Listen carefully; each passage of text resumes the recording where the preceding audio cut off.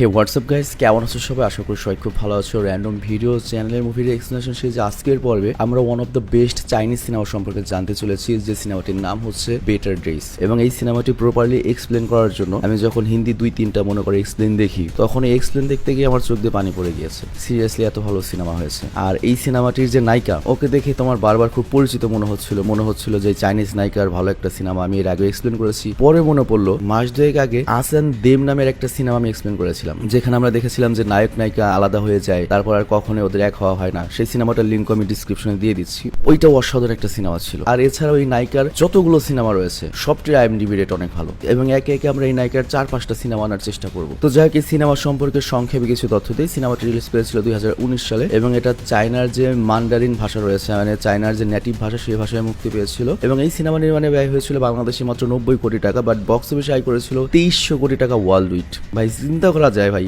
এত লাভজনক একটা সিনেমা ছিল এটি। আর ভাই সিনেমা এটা হিট হবে না কেন ভাই? যে কাহিনী, তবে আমি জানি না কত ভালো আমি এটা এক্সপ্লেন করতে পারবো। তো যাই হোক, এই সিনেমার IMDb রেট সম্পর্কে যদি বলি, 10-এ 7.6, বাট এটা কাহিনীতে তার চেয়ে বেশি কিছু ডিজার্ভ করে। কাহিনী, অভিনয় সবকিছু প্লট মিলিয়ে আরো বেশি কিছু ডিজার্ভ করে। আর মাই ড্রামা লিস্টে এটা রেটিং হচ্ছে 10-এ 9.2। তো এটা আমার কাছে পারফেক্ট রেটিং মনে হয়েছে। তো যাই হোক, আমরা সিনেমাটি এক্সপ্লেন করবো। তার আগে ছোট্ট একটা বিজ্ঞাপন থাকবে। তুমি চাইলে বিজ্ঞাপনটা দেখতেও পারো, কিংবা যদি তুমি স্কিপ করতে চাও সেক্ষেত্রে ডিসক্রিপশনে যাবে, ডুরাশনে গিয়ে ক্লিক করলে সরাসরি বিজ্ঞাপনটা লাভ দিয়ে পার করে তুমি মূল ভিডিওতে চলে যাবে। হ্যালো বন্ধুরা, আজ আমরা এমন একটি অ্যাপ সম্পর্কে তোমাদের বলতে চাই যে অ্যাপটির অফিসিয়াল পার্টনার হচ্ছে PSG। আর এখানে অনেকগুলো ম্যাচ খেলে ল্যাপটপ, আইফোন, স্মার্ট ওয়াচ ও আরও অনেক ক্যাশ প্রাইজ জেতার সুযোগ রয়েছে। আর এই অ্যাপটিতে সকল ধরনের লাইভ ম্যাচের রেজাল্ট দেখতে পারবে, এবং এই ম্যাচের স্কোর অনুমান করে গেমও খেলতে পারবে। যেমন কোন টিম জিতবে, কোন টিম কত রান করবে, কে সর্বোচ্চ স্কোর করবে। এছাড়া বিভিন্ন ধরনের গেম রয়েছে, সেগুলো খেলেও ইনকাম করতে পারো। আর রেজিস্ট্রেশনের সময় আমাদের যে প্রোমো কোডটি রয়েছে রোনাল, এটা ব্যবহার করলে প্রথম ডিপোজিটে 26,000 টাকা পর্যন্ত বোনাস পেতে পারো। আর এই টাকা তুমি খুব সহজেই বিকাশ, ব্যাংক এবং অন্যান্য সহজ পদ্ধতির মাধ্যমে উঠাতে পারো। তো আর দেরি কিসের? ডেসক্রিপশনে প্রোমো কোড এবং পিন কমেন্টে প্রোমো কোড সহ সাইন আপ লিঙ্ক রয়েছে, সেটা ব্যবহার করো এবং ক্যাশ প্রাইজ জিতো। আর এখানে আরেকটা কথা মনে রেখো, আমরা যেই বিজ্ঞাপন দেই না কেন, অনলাইন থেকে টাকা আয় করা এত সহজ কোনো ব্যাপার নয়। তোমরা কোনো আর্থিক ক্ষতির সম্ভাবনা রয়েছে এমন কোনো ওয়েবসাইটে যাবে না। তো চলো এবার মূল ভিডিওতে চলে যাই। তো বিজ্ঞাপন শেষে আমরা মূল ভিডিওতে আসলাম। তো এই সিনেমাটি আমার জন্য খুবই চ্যালেঞ্জিং, যে আমি এটা ভালোভাবে এক্সপ্লেন করতে পারবো কিনা, মানে তোমাদের মনে এই সিনেমাটা আমি ঢোকাতে পারবো কিনা। তবে আমি আমার সর্বোচ্চ চেষ্টা করে দেখি। তো যাক, এই সিনেমাটা যখন শুরু হয় আমাদের ব্যাকগ্রাউন্ডে বলা হয় যে 12 ক্লাসের পরীক্ষা চলছে। তোমরা জানো বাংলাদেশ বাদে অন্যান্য যে দেশ রয়েছে সেখানের সিস্টেমটা হচ্ছে, ওখানে SSC পরীক্ষা নেই, ডাইরেক্টলি 12 ক্লাস পর্যন্ত পড়ে, তারপর সরাসরি ইউনিভার্সিটিতে। তো এই 12 ক্লাসের পরীক্ষার উপর নির্ভর করবে যে ওদের ভাগ্য কি হবে, ওরা ভালো কোনো ইউনিভার্সিটিতে ভর্তি হয়ে তারপর ওদের লাইভ করতে পারবে কি পারবে না। তো এর জন্য সবাই খুব সিরিয়াস এই পরীক্ষা নিয়ে। তো এরপর আমাদের ক্লাসরুম দেখানো হয়, যেখানে সবাই তাদের পরীক্ষার পড়া নিয়ে অনেক ব্যস্ত, কেউ কারো দিকে তাকানোরও সময় নেই, কেউ আবার পড়তে পড়তে ঘুমিয়েই পড়েছে। আর এরপর আমাদের এই সিনেমার মূল চরিত্রকে দেখানো হয়, মানে আমাদের নায়িকাকে দেখানো হয়, যার নাম হচ্ছে নায়ান এই সিনেমাতে, বাট ওর অ্যাকচুয়াল নাম হচ্ছে ডংইউ। তো সমান্তরালে পড়াশোনা নিয়ে অনেক ব্যস্ত। আর তখন হঠাৎ একটা শব্দে সবাই স্কুলের ব্যালকনিতে বা বারান্দায় জড়ো হয়, এবং আমরা দেখতে পাই সবাই নিচের দিকে তাকিয়ে রয়েছে। তো নায়ানও সবার সাথে বেরিয়ে পড়ে, এবং ব্যালকনি থেকে নিচের দিকে যখনও তাকায় তখনও একটা বড় ধরনের শক পায়। তো অ্যাকচুয়ালি কি হয়েছে, ওর সবচেয়ে ঘনিষ্ঠ বান্ধবী ছাদ থেকে লাফ দিয়ে আত্মহত্যা করেছে। আর এরপর ও করে কি, ওর বান্ধবীর মৃতদেহের উপরে ওর জ্যাকেটটা দিয়ে দেয়। আর ওই সময় আমরা দেখতে পাই কে একজন ওপর থেকে নায়ানের ভিডিও করছে। তো আমাদের সবার মনে একটা প্রশ্ন জাগে যে এই সময় ওর ভিডিও কে করছে, আর তার দিকে আমাদের নায়িকা নায়ান এত ভয় পেয়ে তাকালো কেন, আর কেনই বর বান্ধবী কি ছিল পেছনে। তো এই সকল প্রশ্নের উত্তর আমরা আস্তে আস্তে পেয়ে যাব, এবং উত্তরগুলো খুব ভয়ানক হতে চলেছে আর কি। তো যাই হোক, এরপর আমরা দেখতে পাই নায়ান বাসায় এসে চুপচাপ বসে থাকে, মানে মারাত্মক একটা শক খেয়েছে। আর পরের দিন আমরা দেখি নায়ানকে প্রিন্সিপাল রুমে ডাকা হয়। অ্যাকচুয়ালি পুলিশ এসেছে এই ঘটনা তদন্ত করার জন্য, এবং তারা নায়ান থেকে জানতে চায় যে ওর একমাত্র বান্ধবী ছেলে তুমি, তো তোমার বান্ধবী সুইসাইডের আগে তোমাকে কিছু বলেছিল কিনা, আর তুমি বাদে ওর আর কোনো বান্ধবী আছে কিনা, বা কোনো বয়ফ্রেন্ড ছিল কিনা। তো নায়ান বলে এটা এমন একটা সমাজ, এমন একটা স্কুল, এখানে পড়তে কোনো বন্ধুর দরকার হয় না, এবং এখানে কেউ কারো বন্ধু হতে পারে না। তো এই কথা শুনে ইয়ং যে একটা পুলিশ অফিসার ছিল, সে বুঝতে পারে যে নায়ান কতখানি কষ্ট থেকে এই কথাটা বলছে। আর আমাদের বলা হয় এই ইয়ং এবং পুলিশ অফিসারের নাম হচ্ছে জ্যাং। তো এরপর নায়ান ক্লাসে ফিরে দেখতে পায় তার চেয়ারে কেউ লাল কালি ছড়িয়ে রেখেছে, মানে সিটে যে বসলি ওর লাল কালি মেখে যাবে। তো নায়ানের তখন মনে পড়ে ওর বান্ধবীর সাথেও ঠিক এই ধরনের ঘটনা ঘটতো, মানে যে সুইসাইড করেছে ওর সাথেও ঠিক এই ধরনের বুলি ঘটতো, এবং ওর বান্ধবী ওই কালিওয়ালা চেয়ারেই বসেছিল মনের দুঃখে। বাট নায়ান এই কাজটা করে না, সে তো চেয়ারে বসে না, উল্টো টিচারকে বিষয়টা জানায়। আর টিচার তখন নর্মালি সবাইকে এই ধরনের কাজ করতে মানা করে দেয় এবং নায়ানকেও বলে সবার সাথে মিলেমিশে থাকতে। তো যাই হোক, এরপর নায়ান যখন রাতে পড়তে বসে তখন নায়ান খেয়াল করে বাড়ির সামনে অনেক লোক এসে ওদের দরজা ধাক্কা দিচ্ছে। তো অ্যাকচুয়ালি নায়ানের আম্মা একটা ভুয়া কোম্পানির কসমেটিক প্রোডাক্ট সেল করে, যে কারণে অনেকের অনেক ক্ষতি হয়েছে, সবাই এসেছে ক্ষতিপূরণ নিতে। তো এই জন্য বুঝতেই পারছো নায়ানের স্কুলেও শান্তি নাই, ঘরেও শান্তি নাই। তো পরের দিন স্কুলে লাঞ্চ টাইমে ও যখন লাইনে দাঁড়ায় তখন ওর পেছনে এসে 3টা মেয়ে দাঁড়ায়। তাদের মধ্যে যে লিডার ছিল সেই মেয়েটার নাম ছিল হচ্ছে লাই, মানে এরা আর কি বুলি গ্রুপ। তো লাই এসে করে কি নায়ানকে বিরক্ত করতে শুরু করে, ওর ছবি তুলতে চায়। আর তখন নায়ানের মনে পড়ে যে ওর যে বান্ধবী সুইসাইড করেছে তাকেও এইভাবে অপমান করে ছবি তুলে পুরো স্কুলের হোয়াটসঅ্যাপ গ্রুপে ছড়িয়ে দেওয়া হয়েছিল, মেসেঞ্জার গ্রুপে ছড়িয়ে দেওয়া হয়েছিল। তবে নায়ান এখানে যেটা করে বাড়তি কোনো ঝামেলায় জড়ায় না, এখান থেকে জাস্ট ও সরে যায়। আর এখানে আরেকটা বিষয় খোলাসা হয়, নায়ানের বান্ধবী যখন সুইসাইড করে নায়ান যখন ওই তার জ্যাকেটটা দেয় ওই সময় কিন্তু একজন পার্সন ভিডিও করছিল। তো এই খাচ্চন্নি মেয়েটা লাই নামের এই মেয়েটাই কিন্তু সেই ভিডিওটা করেছিল। তো যাই হোক, নায়ান যখন বাসায় ফিরে আসছিল তখন লাই করে কি তার গ্রুপ নিয়ে নায়ানের পথ আটকায় এবং নায়ানকে হুদাই মারতে শুরু করে। তো নায়ান এখানে কোনো প্রতিবাদ না করে শুধুমাত্র মার খেয়ে বাসায় ফিরে আসে। আর আজকে বাসায় ফিরে নায়ান তার মাকে দেখতে পায় যে সে বাসায় রয়েছে। অ্যাকচুয়ালি নর্মালি ওর মা পালিয়ে থেকে পানদারদের ভয়ে বাসায় আসতো না, তবে তারপরেও নায়ানের মা এতে কিছু মেনে নিয়ে এই জন্যই কষ্ট করছিল, সেইভাবেই টাকা কামায়, সে জাস্ট যায় তার মেয়েটা পরীক্ষায় পাশ করুক, তারপর ভালো একটা ইউনিভার্সিটিতে ভর্তি হবে। তো যাই হোক, পরের দিন নায়ান স্কুল শেষে আবারও ভয়ে ভয়ে বাসায় ফিরছিল। তবে আজকে লাইরা তাকে মারতে না আসলেও রাস্তায় সে দেখতে পায় কয়েকজন ছেলে মিলে একটা ছেলেকে মারধর করছে, বেদরম মারধর করছে। তো নায়ান তখন পুলিশে কল দেয়, কিন্তু ওই ছেলেগুলো নায়ানকে দেখে ফেলে এবং এরপর নায়ানকে মারতে মারতে টেনে নিয়ে আসে ওই ছেলের কাছে এবং জিজ্ঞেস করে ছেলে তোর বয়ফ্রেন্ড নাকি, যে ওর জন্য তুই পুলিশে কল দিলি। তো এখানে আমরা জানতে পারি এই যে ছেলেটা মার খাচ্ছে ওর নাম হচ্ছে বেই। তো নায়ান তখন বলে না, ওকে আমি চিনি না। বাট তখন ওই ছেলেগুলো করে কি জোর করে নায়ানকে বাধ্য করে ছেলেটিকে কিস করতে, আর তারপর ছেলেগুলো হাসাহাসি করতে থাকে। বাট এই সুযোগে বেই করে কি, মানে যে ছেলেটা মার খাচ্ছিল উঠে দাঁড়ায় এবং ওদের যে লিডার ছিল যারা মারছিল তাদের লিডারকে সেই লেভেলের পিটুনি দেয়। আর এই মার খাওয়া দেখে বাকি ছেলেগুলো পালিয়ে যায়। তো এরপর বেই করে কি নায়ানকে জাস্ট এক নজর দেখে এবং তারপর চলে যায়। আর তারপর নায়ান বাসায় গিয়ে দেখতে পায় রাস্তায় যে মারামারি হয়েছে ওই হাতাহাতিতে ওর মোবাইলের স্ক্রিনটা নষ্ট হয়ে গিয়েছে। চিন্তা করে এমনি নায়ান গরিব মানুষ। তো পরের দিন ও এটিএম থেকে কিছু টাকা বের করে আর তখনও দেখতে পায় যে বে ওর সামনে, মানে ওই গতকালের ছেলেটা দাঁড়িয়ে রয়েছে। তো অ্যাকচুয়ালি হয়েছে কি, গত রাতে ওই ছেলেগুলো কিন্তু নায়ানের টাকা নিয়ে গিয়েছিল। তো বে জাস্ট সেই টাকাগুলো ওকে দিতে এসেছে জরিমানা শুরু। তো এরপর বে যখন জানতে পারে ওর মোবাইলটাও নষ্ট হয়ে গিয়েছে তখন বে করে কি ওকে নিয়ে মোবাইল রিপেয়ারিং স্টোরে যায় এবং সেখানে গিয়ে বে নিজের করে কি ওর মোবাইল খুলে ঠিক করতে লেগে পড়ে। তো নায়ান তখন জানতে চায় তুমি কি ফোন ঠিক করতে পারো? বে তখন বলে হ্যাঁ, আমার কাজই তো এটা, আমি চুরি করা মোবাইলের পার্টস বিক্রি করি। তো যাই হোক, এখানে বে মোটামুটি একটা জিনিস আন্দাজ করতে পারে যে নায়ানও মারাত্মক বুলির শিকার, ওকে অনেকে বুলি করে আর কি। তো এই জন্য বেই নায়ানকে একটা অফার করে, তুমি যদি আমাকে টাকা দাও তাহলে আমি তোমাকে প্রোটেকশন দেবো। নায়ান তখন বলে তুমি নিজেই তো প্রতিদিন মার খাও, নিজের প্রোটেকশন করতে পারো না, তুমি আমাকে কি প্রোটেকশন দেবে? তো বেই তখন বলে আমার স্টাইলই এটা, রেগুলার মার খাওয়া আমার নিত্যদিনের অভ্যাস। তো এখানে যারা এনিমে ফ্যান রয়েছে তারা বুঝতে পারবে যে এই বেই হচ্ছে টোকিও রিভেঞ্জার্স এর তাকিমিচি, মার খাওয়ার সুপার হিরো। তো যাই হোক, এরপর মোবাইল রিপেয়ার হয়ে গেলে বেই করে কি নায়ানকে বাসায় পৌঁছে দিতে চায়, বাট নায়ান না করে। তবে তারপরেও বেই তখন নায়ানের নাম জিজ্ঞেস করে। তো নায়ান তখন তার নাম বলতে মানা করে দেয়, বলবে না। আর তখন বেই হেসে বলে কালকে আমাকে কিস করলে আর আজকে তোমার নামটাও বলতে চাচ্ছ না। বাট ওই সময় পুলিশ আসে এবং পুলিশ এসে যখন বের সারা শরীরে ক্ষত দেখে তখন ওকে জিজ্ঞাসাবাদ শুরু করে। আর এই সুযোগে নায়ান করে কি সেখান থেকে চলে যায়, কিন্তু বেই আবারও করে কি ওর পিছু ধরে। কিন্তু যেতে যেতে নায়ান দেখতে পায় যে ওর মায়ের ছবি চোর হিসেবে পোস্টারে কেউ ছাপিয়ে দিয়েছে, যে ওর মা চোর এই হিসেবে পোস্টার করে পুরো এলাকা ছড়িয়ে দিয়েছে। তো নায়ান এটা দেখে পাগল হয়ে যায়, সাথে সাথে ছিঁড়ে ফেলে। আর বেই এটা দেখে বুঝতে পারে যে নায়ানের মনে কত চাপা কষ্ট রয়েছে। আর পরের দিন সকালে যেটা হয়, চায়নায় তো আর হোয়াটসঅ্যাপ নেই। তো চায়নার যে মেসেঞ্জার অ্যাপ রয়েছে সেই অ্যাপে লাই নামের ওই মেয়েটা করে কি নায়ানের মায়ের সেই পোস্টারের ছবি ছড়িয়ে দেয় এবং পুরো স্কুলের সবাই নায়ানকে দেখে হাসাহাসি করতে থাকে। তো নায়ান রাগে দুঃখে কষ্টে অপমানে কাঁদতে থাকে আর কাঁদতে কাঁদতে সে বাসায় ফিরতে থাকে। কিন্তু তখনই বেই করে ওর সামনে মোটরসাইকেল নিয়ে আসে। তো নায়ান আজকে কোনো কথা বলে না, জাস্ট মোটরসাইকেল উঠে পড়ে এবং বলে যেখানে খুশি আমাকে নিয়ে যাও। তো বেই করে ওকে নিজের বাড়িতেই নিয়ে আসে। তো বেই সবার আগে নায়ানকে নুডলস রান্না করে খাওয়ায়। আর খাওয়ার সময় বেই জানতে চায় তুমি যে হুটহাট আমার বাড়িতে চলে আসলে, তুমি কি আমাকে পছন্দ করো নাকি? নায়ান বলে তোমার মধ্যে পছন্দ করার মতো কি রয়েছে, তুমি একটা বাটপার লাফাঙ্গা ছেলে, আর আমার পরীক্ষা শেষ হলে আমি সবচেয়ে বড় ইউনিভার্সিটিতে ভর্তি হব, অনেক প্রতিষ্ঠিত হব, আর তুমি তো এরকমই থাকবে। বেই তখন বলে চিন্তা করো না, আমি তোমাকে আমার সাথে রাত্রে শুতে বলবো না। তো এই কথা শুনে নায়ানের অনেক রাগ হয়ে যায় এবং বলে তোমার বাবা মাকে তোমাকে মেনার শেখায়নি। আর এই কথা শুনে বেই তো অনেক রাগ হয়ে যায় এবং বেই করে গিয়ে ওকে টেনে হিস্ট্রি দেয়ালে ঠেকিয়ে বলে আমি তো বেওরা, আমি তো পাজি গুন্ডা, আমার ম্যানার্স থাকবে কেন বা ম্যানার্স নেই ভাববো কেন? তো এই ঘটনায় নায়ান অনেক কষ্ট পায় এবং কান্না করতে করতে বাসায় ফিরে আসে। এবং আমরা দেখতে পাই পরের দিন স্কুলে বাস্কেটবল খেলার সময় লাই এবং তার বান্ধবীরা বারবার নায়নকে আঘাত করছে। আর এক পর্যায়ে নায়ন আর সহ্য করতে পারে না, প্রথমবারের মতো নায়ন করিকে রেগে সেই বলটা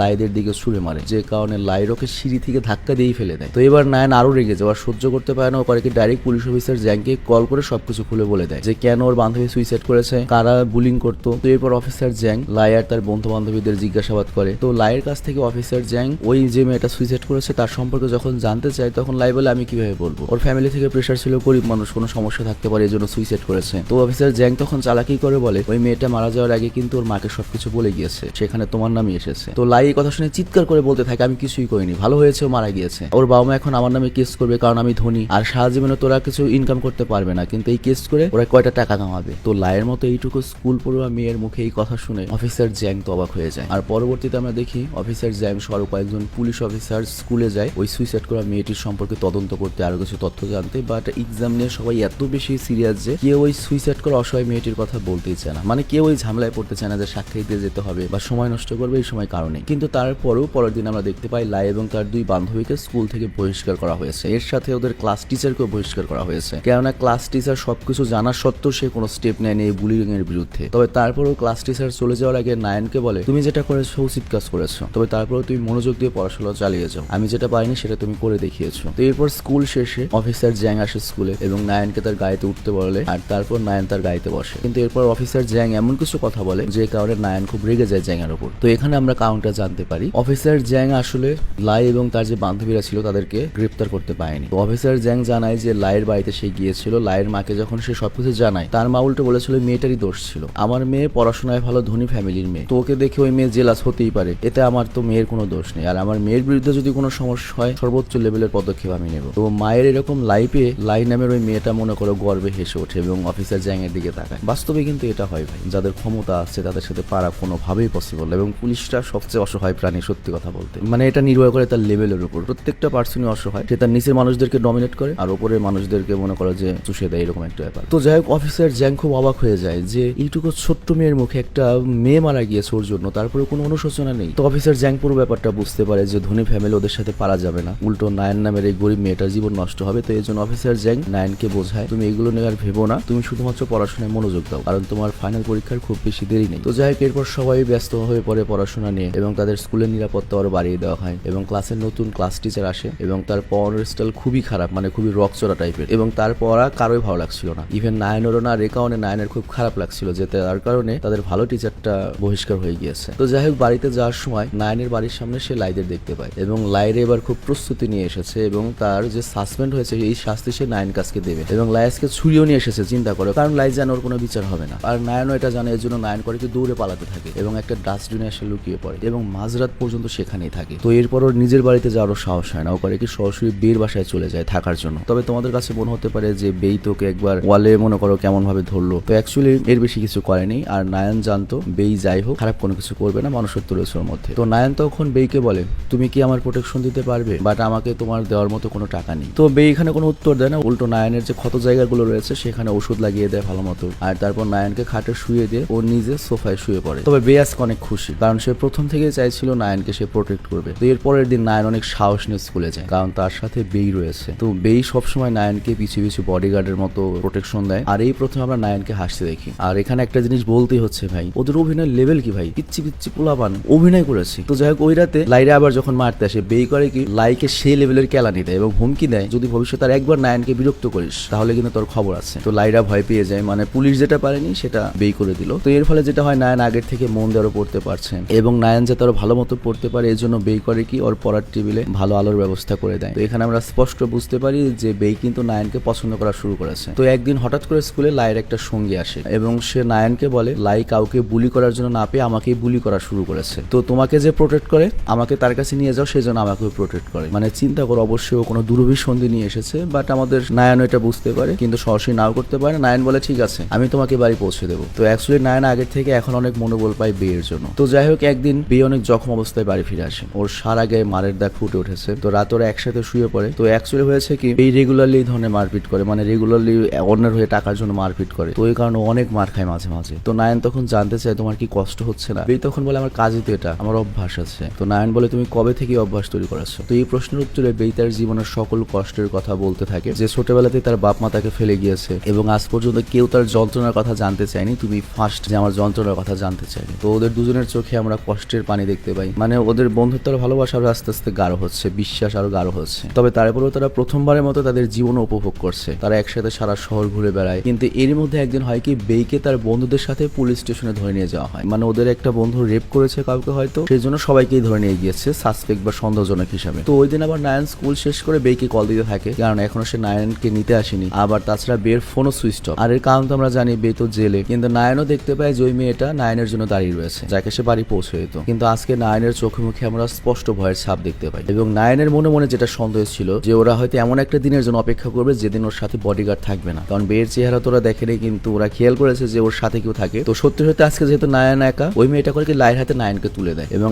আজকে আমরা দেখি আজকে লাই অনেক বন্ধু বান্ধব নিয়ে এসেছে নায়ানকে সাহায্য করার জন্য, এবং লাই নায়ানকে অসম্ভব মার মারে। এবং এবার লাই যেটা করে, নায়ানের চুল কেটে দেয়, জামা কাপড় ছিঁড়ে ভিডিও করে, সমস্ত বই খাতা ছিঁড়ে ফেলে। আবার ওদিকে বেই ছাড়া পেয়ে নায়ানকে কল করতে থাকে, কিন্তু ফোন রিসিভ করে না নায়ান। তো এর জন্য একটু দেরি না করে নিজের বাসায় আসে, এবং বাসায় ফিরে এসে দেখে যে নায়ান ওর বাসায় এসেছে এবং রক্তাক্ত অবস্থায় রয়েছে, জামা কাপড় ছেঁড়া, কাঁদতে কাঁদতে বই খাতা জোড়া লাগাচ্ছে। মানে এটা কি বলবো, তুমি যখন অ্যাকচুয়াল সিনেমাটা দেখবে, এটার হয়তো হিন্দি ডাফট পাওয়া যাবে না, বাট এই জায়গাটাতে তুমি কান্না করে দিবে। তো বেই দৃশ্য দেখার সহ্য করতে পারে না, ও নিজেকে ধরেই রাখতে পারে না, ও বেরিয়ে দিতে যায় যে লাইকে আজকে মেরেই ফেলবে। বাট নায়ান বেইকে জড়িয়ে ধরে ওকে শান্ত করে। আর এরপর বেই করে কি, নায়ানের চুল কেটে সুন্দর করে দেয়, ছোট করে নিজের চুলটাও কেটে ফেলে, যাতে নায়ানের মনে না হয় যে ও একাই কষ্ট পাচ্ছে। তো এরপর তারা কষ্ট ভুলতে বেরিয়ে পড়ে পুরো শহর ঘোরার জন্য। আর দেখতে দেখতে সেই দিনটা চলে আসে এক্সামের টাইম। তো সকাল থেকে খুব বৃষ্টি হচ্ছিল, আর ওকে দিতে আসে বেই। আর এখানে লক্ষ্য, নায়ানের এত খারাপ সময় গেল, ওর পড়াশোনায় কখনোই কোনো ঘাটতি রাখেনি, খুব ডেডিকেটেড। আর নায়ানের মা তো নাই, খালি টাকা দিয়ে খালাস, আর কোনো খোঁজ খবর নেওয়ার সিস্টেমে নেই, নিজেই তো চোর। তো যাই হোক, ওই দিন আবার হয় কি, বৃষ্টিতে রাস্তায় ধস নামে, আর ওই ধস যখন পরিষ্কার করতে যায়, পুলিশ একটা লাশ খুঁজে পায়। আর টেস্টে দেখা যায় এটা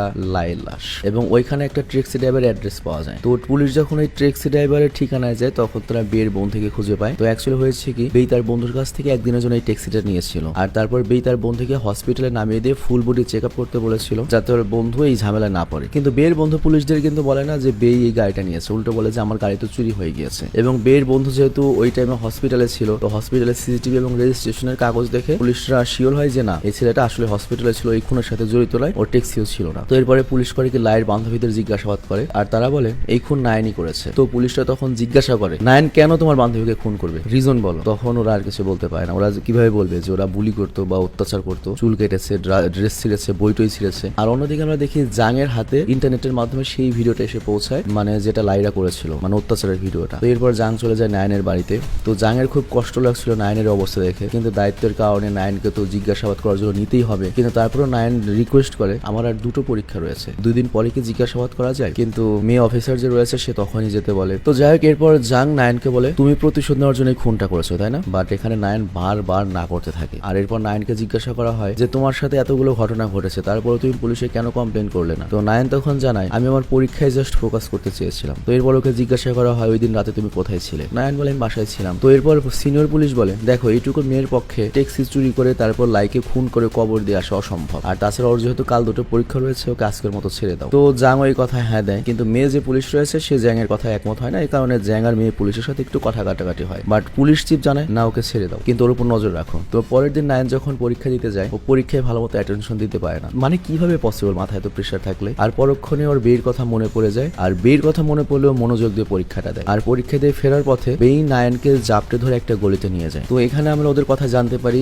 যে নায়ান এবং বেই কোন একটা গোপন প্ল্যান করেছে। এবং এখানে বেই যেটা করেছে, ওর বাসায় যে নায়ান যেত সব চিহ্ন আগে থেকে বাসা থেকে মুছে দিয়েছে, কোনো ছবি টবিও নাই। এবং বেই যেটা করবে, লাইয়ের মৃত্যুটাকে রেপ কেস হিসেবে সাজাতে চাইছে। মানে এখানে বেই নিজে এরকম একটা ভাবে সাজবে যে লাইকে ও রেপ করতে গিয়েছিল, রেপ করতে গিয়ে মেরে ফেলেছে, এবং ও একটা সিরিয়াল রেপিস্ট, এখনো নায়ানকেও রেপ করবে। আর এর ফলে যেটা হবে, পুলিশ নায়ানকে ছেড়ে দেবে, কিন্তু লাই জেলে চলে যাবে, মাঝখান থেকে নায়ানের একটা সুন্দর জীবন হবে। তো এই মিথ্যা নাটকটা হচ্ছে বেই সাজাতে চাচ্ছে নায়ানকে বাঁচানোর জন্য। বাট নায়ান রাজি হচ্ছে না। এই জন্য বেই জোর করে বলে, আমার মধ্যে কি আছে, আমার কোনো ভবিষ্যৎ নেই। কিন্তু নায়ান তখন বলে, আমিও তো তোমাকে ভালোবাসি। আর বেই তখন বলে, আমি তোমাকে ভীষণ ভালোবাসি, আর আমি চাই তোমার ভবিষ্যৎ সুন্দর হোক। আর তুমি টেনশন করো না, আমি এখনো নাবালক, 18 বছর হয়নি। আমি যদি এখন রেপ কেসে, মার্ডার কেসে ধরা পড়ি, আমার ফাঁসি হবে না, সাজা কম হবে। আর তারপর তুমি যখন ইউনিভার্সিটি পাস করে বের হবে, তখন আমি জেল থেকে বের হব, তখন আমরা আবার এক হয়ে যাব। তো দুজনে প্রচুর কান্না করে, এবং বেই করে কি, নায়ানের জামা কাপড় জোর করে ছিঁড়ে, এবং তারপর জোর করে কিস করে। এবং এটা তো বুঝতেই পারছো নাটকের কিস ছিল, যে রেপ করার চেষ্টা করছে। তবে তারপর স্পষ্ট বুঝতে পারি ভালোবাসা ছিল অনেক ওদের মধ্যে। তো যাই হোক, এই রেপ কেসে পুলিশ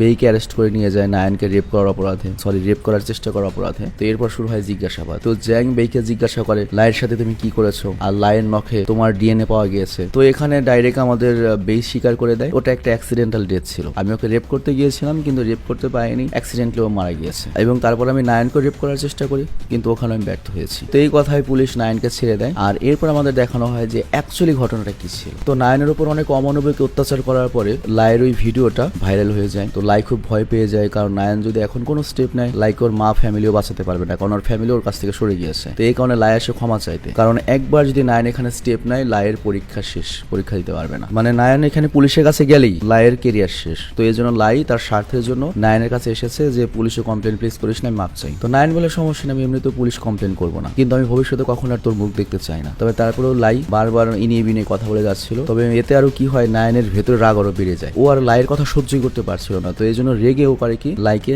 ধাক্কা দিয়ে দেয়। আর এর ফলে যেটা হয়, লাই উঁচু সিঁড়ি থেকে পড়ে গিয়ে মারা যায়। তো বেই যখন এটা দেখতে পায় তখন নায়ানকে এই বিপদ থেকে বাঁচানোর জন্য সকল দোষ নিজের কাঁধে নেওয়ার চেষ্টা করে। কিন্তু অন্যদিকে অফিসার জাং এর কাছে একটা জিনিস খটকা লাগে যে বেইর সাথে নায়ানের কানেকশন কি, লাইয়ের কানেকশন কি, ওদের দুজনকে রেপ করতে যাবে কেন, আবার একজনকেও রেপ করতে পারলো না, মানে কেমনি কি এত সহজে স্বীকার করে দিল। তো এই জন্য সে সন্দেহ বসে করে কি ওই ইন্টারোগেশনের যে সিসিটিভি ফুটেজ সেগুলো ভালো মতো চেক করে, এবং সে এরপর খেয়াল করে যে বেই সবসময় নায়ানার পিছু পিছু থাকতো। তো এটা দেখে অফিসার জ্যাং পুরোপুরি ক্লিয়ার হয়ে যায় নায়ানার বেই পূর্ব পরিচিত, এবং ওরা দুজনে মিলে কোনো একটা কিছু লুকাচ্ছে সবার কাছ থেকে। তো এরপর নায়ানকে আবারও জিজ্ঞাসাবাদের জন্য ডাকা হয়, কিন্তু ভাগ্য হলো নায়ানের পরীক্ষা শেষ আর কি। আর অন্যদিকে বেইকেও নায়ানের ওই ভিডিওটা দেখিয়ে বলা হয় সহ্য করতে পারছো তো, মানে লাই যে নায়ানকে অত্যাচার করেছে সেই ভিডিওটা, এটা তো বেই আগেই দেখেছে। তো বেই তখন বলে ভিডিওটা এইচডি হলে ভালো লাগতো, মজা পেলাম না। তো জ্যাং এখানে হতাশ হয়ে যায় যে আসলে কি ওদের কানেকশন আছে কি নেই। আর এরপর নায়ানকে টেনে বেয়ের কাছে আনা হয়। তো নায়ানে বলে সে বেকে চেনে না, এবং উল্টো বেকে একটা চর মারে রেপ করার চেষ্টা করেছে এর জন্য। কিন্তু এতে বে আরো খুশি হয়, কারণ এটা ওদের নাটকের অংশ। তো এইসব দেখে পুলিশ নায়ানকে ছেড়ে দেয়। কিন্তু অফিসার জ্যাং পুরোপুরি ভেঙে পড়ে যে কোথাও তো একটা ভুল হচ্ছে, মানে পুলিশ অফিসার জ্যাং অ্যাকচুয়ালি একটা ভালো মানুষ আর কি। তো এটার উপরে বুঝতে পারবে। তো যাই হোক, কিছুদিন পরে এক্সামের ফল প্রকাশের দিন, বেই জেলে রয়েছে আর নায়ান অনেক ভালো নাম্বার পেয়ে ফার্স্ট গ্রেডে পাস করেছে। নায়ানের মা আজকে অনেক খুশি, কিন্তু নায়ানের মনে কোনো খুশি নেই। আর তখন অফিসার জাং আসে নায়ানকে কংগ্রাচুলেশন করতে। তো নায়ানকে বলে তোমার জন্য আরেকটা গুড নিউজ রয়েছে, তোমাকে যে রেপ করতে চেয়েছিল ওই সারামজাদার মৃত্যুদণ্ডের সাজা হয়েছে। নায়ান তখন বলে ও তো না বলো, ওর মৃত্যুদণ্ডের সাজা হবে কেন? অফিসার জাং তখন বলো তো তোমাকে মিথ্যা বলেছে, ওর বয়স তো 18 উপরে। তো এইবার নায়ান আর অভিনয় করতে পারে না, ও পাগলের মতো কাঁদতে থাকে, পাগলের মতো আচরণ করতে থাকে। আর তখন অফিসার জাং ওকে জড়িয়ে ধরে শান্ত করে এবং বলে বের এরকম কোনো সাজা হয়নি, তবে কম করে হলে ওর 15 বছরের সাজা হবে। তো ওকে বাঁচানোর একটা উপায় রয়েছে, তোমার সাথে যা যা হয়েছে, যেমন তোমার বান্ধবী মারা গিয়েছে, তুমি বুলিং এর শিকার হয়েছে ওর হাতে, কি দিয়ে কি হয়েছে, এই সব কিছু যদি সুন্দর মতো করে বলো এবং কোর্টে যদি এভাবে বলতে পারো যে তোমাদের দুজনেরই হাত রয়েছে এবং কিসের জন্য কি হয়েছে, তাহলে কোর্ট তোমাদের দুজনের একসাথে যদি সাজা দেয় তাহলে সাজা অনেক কম হবে। মানে বুঝতেই পারছো অফিসার জাং এখানে চায় না যে বেইং একা শাস্তি পাক। মানে একজন পুলিশ অফিসার তারা এত তদন্ত করে, তারা তো অনেক কিছু আন্দাজ করতে পারে। এখানে অফিসার জাং ওদের দুজনেরই ভালো চায়, পুরো বিষয়টা বুঝতে পেরেছে। তো যাই হোক, নায়ান পুরো রাজি হয়ে যায়। আর তারপর অফিসার জাং নায়ানকে নিয়ে যায় বেয়ের কাছে। তো ওখানে বেও বুঝতে পারে নায়ান কেন এসেছে। ওরা দুজন কেউ কারোর সাথে কথা বলে না, জাস্ট চোখে চোখে কথা বলে, চোখ দিয়ে জাস্ট খালি পানি পড়ে। এবং এরপর কোর্টে দুজনেই দোষ স্বীকার করে নেয়। পুরো ঘটনাটা জানার পরে আদালত ওদেরকে 4 বছরের সাজা দেয়। এবং আমরা দেখি কোর্ট থেকে বেরোনোর পরে ওদের দুজনকে আলাদা আলাদা গাড়িতে করে সাজা ভোগ করে জেলের পথে নেওয়া হচ্ছে। আর এর 4 বছরের পরের দৃশ্য আমাদের দেখানো হয়, নায়ান স্কুলে টিচারের চাকরি করে আর সে ক্লাসে একটা মেয়েকে ঠিক ওর মতো বিষাদগ্রস্ত মুখ দেখতে পায় এবং বুঝতে পারে এই মেয়েটা ওর মতো ঘরে বাইরে বুলির শিকার। আর এই জন্য ক্লাস শেষে নায়ান করে কি মেয়েটির কাছে যায় এবং বলে আমি প্রতিদিন তোমাকে বাসা পর্যন্ত পৌঁছে দেবো। তো তারা যখন একসাথে বাসায় যাচ্ছিল তখন আমরা দেখতে পাই বেই কিন্তু এখনো নায়ানের পিছু পিছু যাচ্ছে, যেমনটা বেই তাকে কথা দিয়েছিল যে সবসময় তোমাকে প্রোটেক্ট করবো। তো যাই হোক, এখানে আমরা বুঝতে পারি ওরা দুজন হয়তো এক হয়ে যাবে আর এই অসাধারণ সিনেমাটা এখানেই শেষ হয়ে যায়। তো তোমাদের কাছে এই সিনেমাটি কেমন লেগেছে কমেন্ট অবশ্যই জানাবে এবং ধন্যবাদ দিতে চাই তাকে যে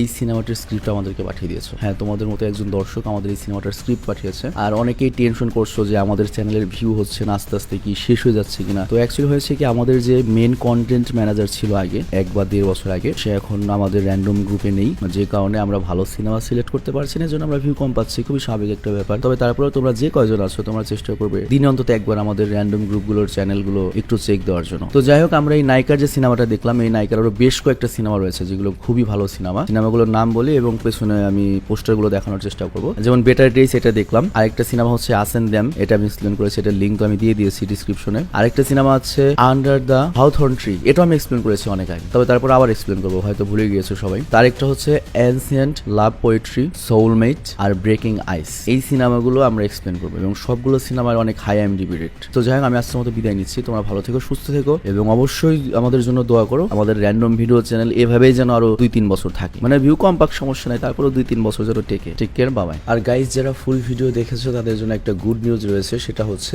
আমাদের একটা ক্লোথিং স্টোর রয়েছে, তোমরা সবাই সেটা জানো। আর আমাদের ক্লোথিং স্টোরটা একটু ডিফারেন্ট। এর কারণটা হচ্ছে তুমি তোমার ইচ্ছা মতো তোমার টি শার্টটি ডিজাইন করে নিতে পারো। মনে করো গুগল থেকে যে কোনো একটা গ্রাফিক্স তুমি ডাউনলোড করে দিলে, বা সামনে কোন গ্রাফিক্স থাকবে, পেছনে কোন গ্রাফিক্স থাকবে, বা তুমি তোমার বন্ধু বা বান্ধবীকে তার স্পেশাল ডেতে স্পেশাল একটা টি শার্ট গিফট করতে চাও, তাহলে আমাদের ওখান থেকে তুমি অর্ডার করতে পারো। আর র্যান্ডম স্টোরকে আরো এক ধাপ এগিয়ে নেওয়ার জন্য র্যান্ডমের কো ওনার নাফিসের সাথে মিলে আমরা একটা ক্যাম্পেইন লঞ্চ করেছি, যেখানে তোমরা যদি আমাদের স্টোর থেকে টি শার্ট কেনো তাহলে তোমাকে একটা কুপন দেওয়া হবে। আর সেই কুপনের এক পার্ট থাকবে আমাদের কাছে, এক পার্ট থাকবে তোমাদের কাছে। এবং এই ক্যাম্পেইনটা চলবে হচ্ছে 3 মাস পর্যন্ত। এবং এই 3 মাস পরে আমরা সেই কুপনগুলো নিয়ে লাইভে এসে লটারি করব। আর ওই লটারির মাধ্যমে আমরা অনেক ধরনের পুরস্কার দিতে চলেছি। যেমন এর মধ্যে রয়েছে একটা জিক্সার মোটরসাইকেল, একটা আইফোন, এছাড়াও নগদ 20,000 টাকাও পুরস্কার থাকবে, তার সাথে আরো ছোট বড় অনেক পুরস্কার থাকবে। তো আমি আশা করছি তোমরা সবাই এই ক্যাম্পেইনে অংশগ্রহণ করবে, অন্তত একটা টি শার্ট কিনে হলো, এবং আমাদের এই ক্যাম্পেইনটা সফল করতে সহায়তা করবে। আর আরো বিস্তারিত জানতে তুমি আমাদের পেজে চলে যাও। পেজের লিঙ্কটা আমি দিয়ে দিয়েছি ডিসক্রিপশনে, র্যান্ডম স্টোরের লিঙ্কটা, এবং ওখানে আমাদের র্যান্ডম স্টোরের যে কো ওনার,